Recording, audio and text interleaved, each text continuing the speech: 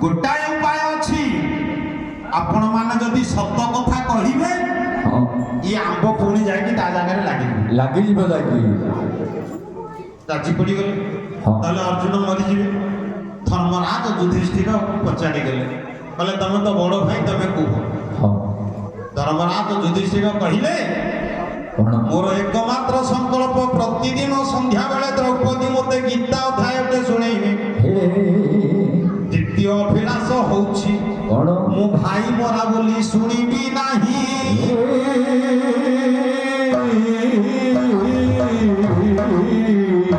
आहा द्वितीय अभिलाष रहिला धर्मराज युधिष्ठिर मते प्रत्येक संध्या बेले द्रौपदी गीता अध्यायटे शुणेइबे द्वितीय अभिलाष होउछि मो भाई मरा बोली शुणिबी नहीं 18 कौनी सैन्य नहीं जिज्ञेस दुर्योधन एकाकी केवल कृष्ण आ द्वितीय लोक किए अच्छी ना किंतु भल भाव धर्मराज जानते वो भीमार अर्जुनार सब मारिदेवे हेले ना कार हम मो ना हम मो भाई मरा हो एतिकी जेते बेले धर्मराज युधिष्ठिर कहिदेले धीरे धीरे आंब एबे शून्य को उठिला मो भाई मन एबे तिनि हाथ ऊपर जे जाई न रहिला मो भाई मन 18 हाथ ऊपर आंब पड़िछि 6 जन को भाग कले जन के तीन हाथ पड़ुछि सत्य कहिले के धर्मराज युधिष्ठिर तीन हाथ ऊपर आंबटा रहिला द्वितीय पाली पड़िला कहार भीम कहले भीम भाई तमे कुह से कहिला मोर द्वितीय अभिलाष मोर जोड़ी द्रौपदी जहाँ रोषई करेंगे मत अधिक की खाया को देवे कहना से जहाँ दौथुन को पेट को ताको नाटा होची वृक्कोदर वृक्क उदर जुगत वृक्कोदर अग्निर 10 नामरु अग्निर वृक्क बोली गोटे अछि जो कहनी तार आमर पुराना भाषा ता अग्नि मांदा हे गेला तार अग्नि जोर अछि बोली कहउछंती ये वृक्क नामक अग्नि थिबारु भीमकर ताको ना थिला वृक्क उदर जुगत वृक्कोदर तेणु से कहिले द्रौपदी मते टिके अधिका के खाइबा को देबे आ ये दुर्योधन ये जो दुर्योधन रो जानुभग्न करिवि काहे कि ना से स्वयंवर रे जानुहुटा को देखै देला द्रौपदी की बसैबो अच्छा आ दुशासन रो बाहु पुड़ै ता छाती रो रक्त आनी द्रौपदी बेणीवा मन करी सीधा सीधा कथा कहि दे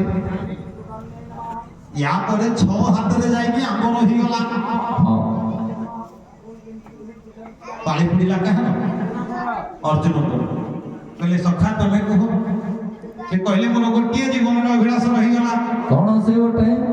1 लाख बिंधी मुही द्रौपदी आनिली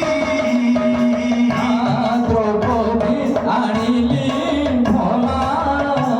द्रौपदी आनिली আজি মাতাঙ্গ কথারে ভাগ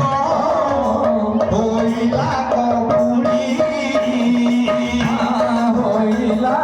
কপুনি भोला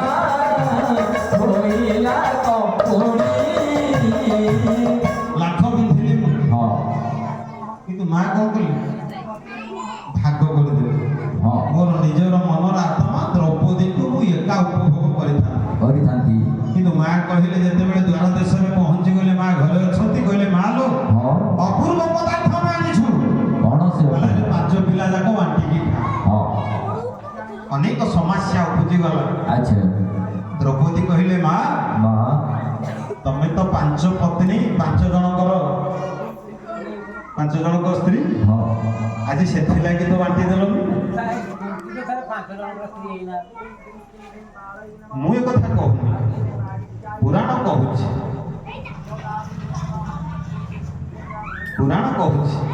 ଆଗେ କାହାକୁ ଜନ୍ମ ଦେଇଥିଲେ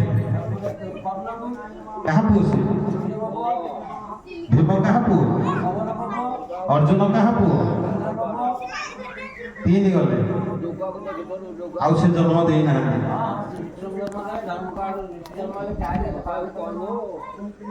आउ जने जा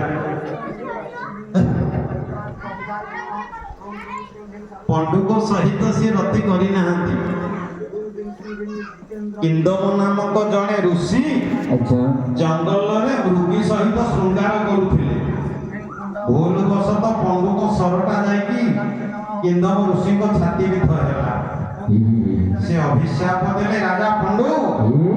ତମେ ଯୋଉ ଦିନ ତମ ନାରୀ ସହିତ ସ୍ତ୍ରୀ ସହିତ ସଙ୍ଗମ କରିବ, ଯେକୌଣସି ସ୍ତ୍ରୀ ସହିତ, हाँ ସେଇ ଜାଗାରେ ତମକୁ ବଜ୍ରାଘାତ ହେବ। अच्छा अच्छा अच्छा କୁନ୍ତି କି ବିବାହ ହେଲା ସତ, हाँ କିନ୍ତୁ କୁନ୍ତିଙ୍କ ପାଖକୁ ଗଲେ ତାଙ୍କ ସ୍ୱୀକୃତିରେ ଦୁର୍ବାସାଙ୍କର ମାଳ ଦତ୍ତମାଳ ଦ୍ୱାରା हाँ ପଣ୍ଡୁ ରାଜାଙ୍କ ସ୍ୱୀକୃତିରେ ଜଣ ଜଣଙ୍କ ଠାରୁ ଦେବତାଙ୍କ ଠାରୁ ପୁଅ ପୁତ୍ର ଉତ୍ପନ୍ନ କରେଇଥିଲେ। अच्छा କିନ୍ତୁ ଯୋଉ ଖାଦ୍ୟ ନେଇକି ଯାଇ ଦାସୀ